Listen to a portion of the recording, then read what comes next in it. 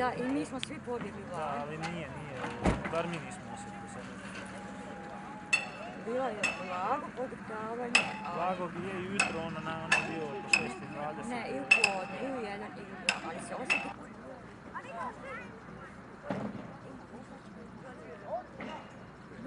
Kako se ovo zove mjesto točno ovdje?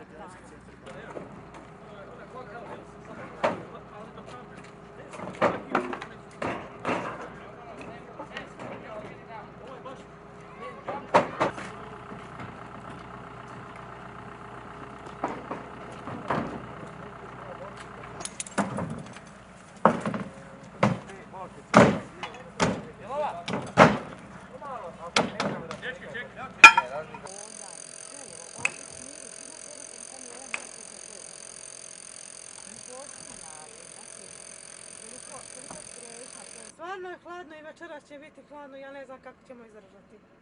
Kad moramo, tako je i gotovo. A koliko vas spava u kamionu? Moje 8 komada djeca i muž spava napred u kamionu. Koliko još dugo mislite da ćete morat spavati? A ja ne znam, vele da će biti najmanje na 3-4 večeri još. Dok ne naprave šator? Da.